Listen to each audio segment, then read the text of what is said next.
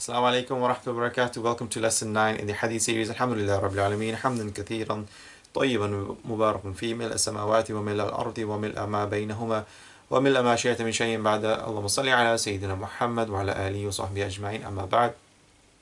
Continuing in As-Sahih al-Bukhari, the collection of hadith by Imam Bukhari rahimahullah, and we continue in the next chapter, the chapter of Salah, Kitab al-Salah, Bab Fadl Istiqbal al-Qibla, the virtue of facing towards in the direction of the Qibla. يستقبل بأطراف رجليه القبلة, to face the Qibla with also the toes is also, but this is part of the hadith, although it comes in the text in the address is part of the hadith. قاله أبو حميد عن النبي صلى الله عليه وسلم بإسنادنا متصل عن مشايخنا جزاهم الله خير للإمام البخاري في صحيحه أنه قال حدثنا عمرو ابن عباس قال حدثنا ابن مهدي حدثنا منصور ابن سعد عن ميمون بن سياه عن أنس ابن مالك رضي الله عنه قال قال رسول الله صلى الله عليه وسلم. So Anas ibn Malik رضي الله عنه, he's the narrator of this hadith. He narrates from the Prophet صلى الله عليه وسلم, who said, Man salla salatana, whoever prays our prayer, so the 5 prescribed prayers, wastaqbala qiblatana, and whoever faces the qibla. So with the early parts of this hadith, so if it's sunnah to face the is wajib to face in the direction of qibla with our shoulders, with our feet is sunnah, and that will make it all complete. If you face with your end of your toes towards the qibla and your shoulders also, this is the wajib part, and your feet is the sunnah part, you've perfected it. You've perfected your position facing the qibla. وَأَكَلَ الذَّبِيحَةَنَا, and whoever eats from slaughtered, those animals slaughtered in with Allah's name invoked upon it, Bismillah ar-Rahman ar-Rahim. فَذَلِكَ الْمُسْلِمِ, and that is the Muslim. So this is the characteristics of a Muslim, that he prays our prayer, the 5 daily prayers. He faces the qibla in direction of, that's his qibla for prayers, the Kaaba. And the Kaaba as well, when you're from far, it's generally in the direction of the Qibla. When you're close, you have to hit the mark. You have to face directly the Qibla. You can't be slightly off. But when you're from a distance, far away, that Qibla is not in front of you, you face generally in the direction of the Qibla. So the one who faces the Qibla prays our 5 prayers, as well as eats from the slaughtered animals, those halal, those out of, we invoke Allah's name upon, and we say Bismillah before we slaughter. That is a Muslim. الَّذِي لَهُ ذِمَّةُ اللَّهِ, that is a Muslim, and he's under the protection of Allah. وَذِمَّةُ رَسُولِهِ, and under the protection of the Messenger sallallahu alaihi wasallam. فَلَا تُخْفِرُ اللَّهَ فِي ذِمَّتِهِ, so do not betray the protection that Allah subhanahu wa ta'ala has given to a Muslim. So every Muslim, one Muslim to another Muslim, a Muslim's blood is haram, is forbidden to take the blood, to spill blood of another Muslim, to or damage his reputation, damage his standing in society, to damage him in any way by slander, by backbiting, by any kind of way that there is, and also to eat from their wealth, to usurp their wealth, to their wealth is forbidden as well. So this is just by these 3 simple things, that if he prays, if he faces the Qibla in direction of the Kaaba, and he eats halal food, that's it, that's a Muslim. Now everything's haram for you to do anything and take anything from that person. So a Muslim to another Muslim there should be safety and that security one to another.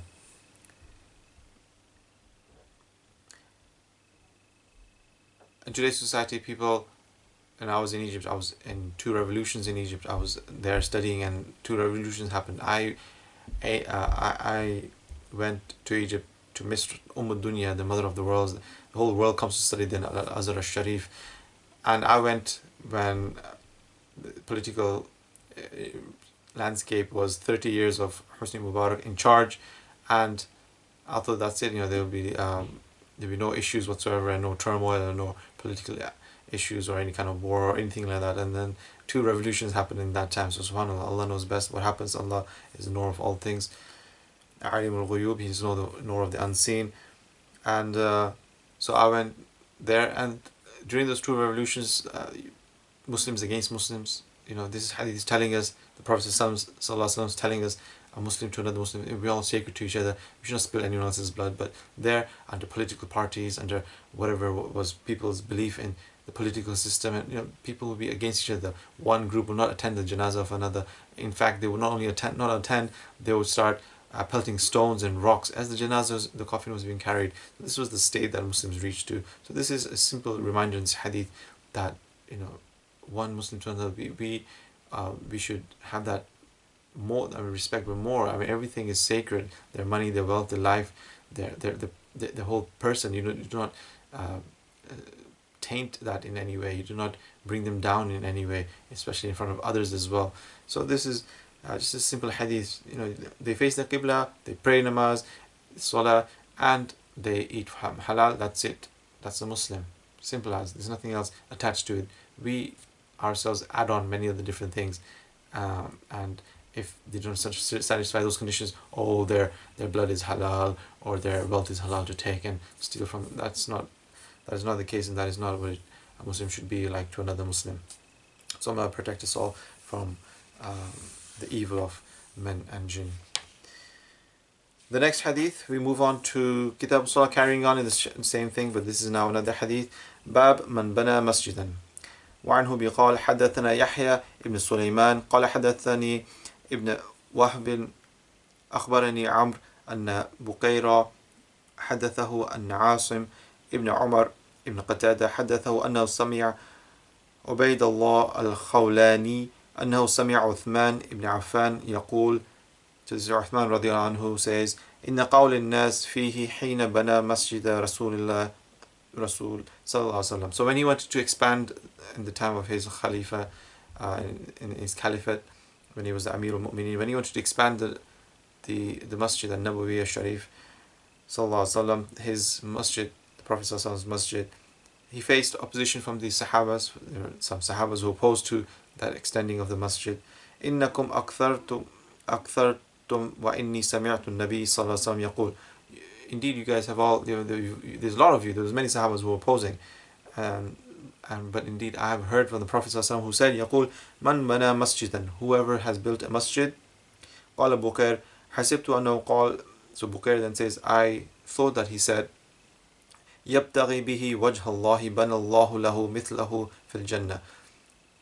Whoever builds a masjid seeking the pleasure of Allah, seeking the reward of Allah, seeking purely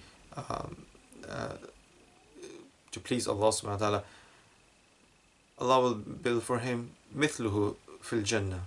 So you build a masjid here, Allah will build a masjid for you in Jannah. So something that will be much better than here. So this is just the fadila of the virtues of building masjid, spending in our wealth into building such places of worship where Allah subhanahu wa ta'ala can worship.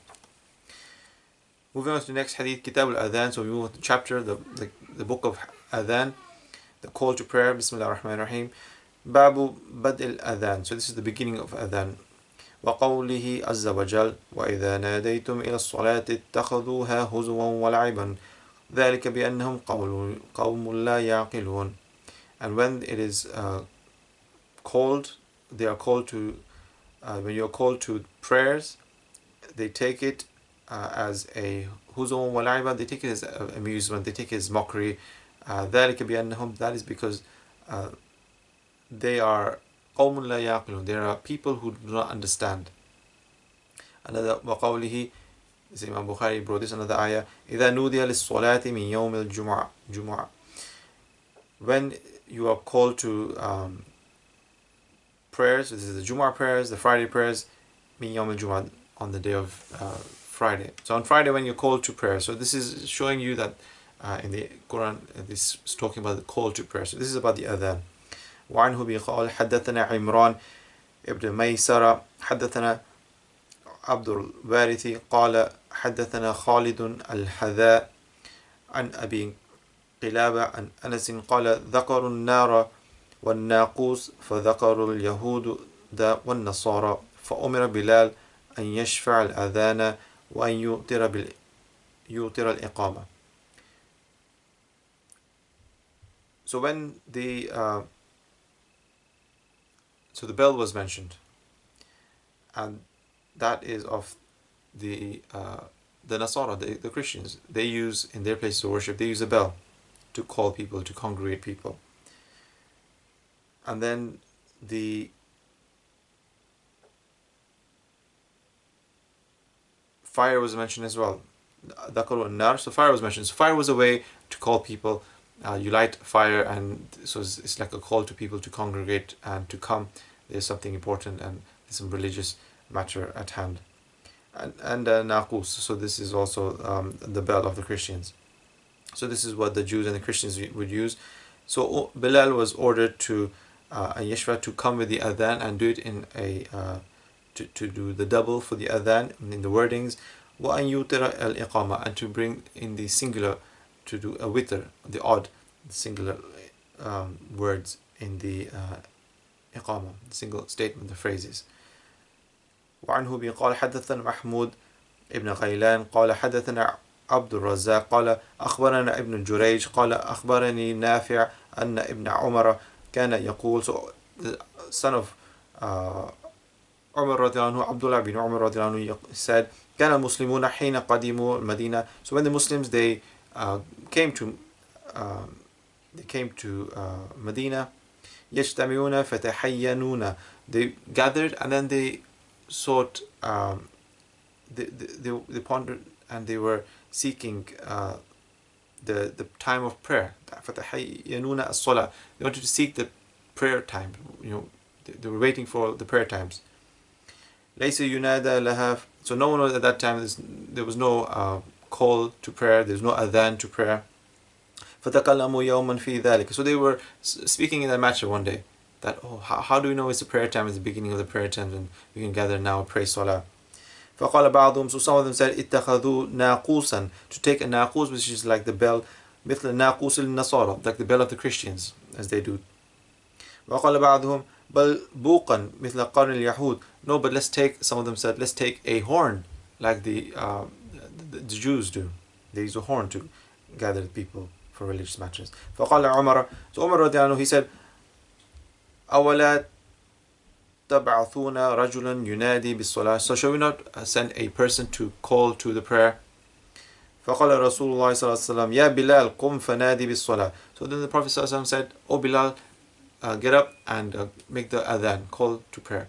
So here it seems that Umar radiallahu anhu, he's the one who was the first to suggest for a man to call out the adhan, as you say Allahu Akbar, Allahu Akbar, Allahu Akbar, Allahu Akbar. So that bring in two forms, Ashhadu an la ilaha illallah, Ashhadu an la ilaha illallah, two forms there, Ashhadu anna Muhammadan Rasulullah, Ashhadu anna Muhammadan Rasulullah, there's two there, Hayya ala salah, Hayya ala salah, Hayya ala al-falah, Hayya ala al-falah, Allahu Akbar, Allahu Akbar, La ilaha illallah. So that's the adhan, which has more of a double wording, whereas iqama, it's, as it said, yutir al-iqama, to bring it in single fashion, Allahu Akbar, Allahu Akbar, Ashhadu an la ilaha illallah, Ashhadu anna Muhammadan Rasulullah, Hayya ala salah, Hayya ala al-falah, قد قامت الصلاة, قد قامت الصلاة, Allahu Akbar, Allahu Akbar, La ilaha illallah.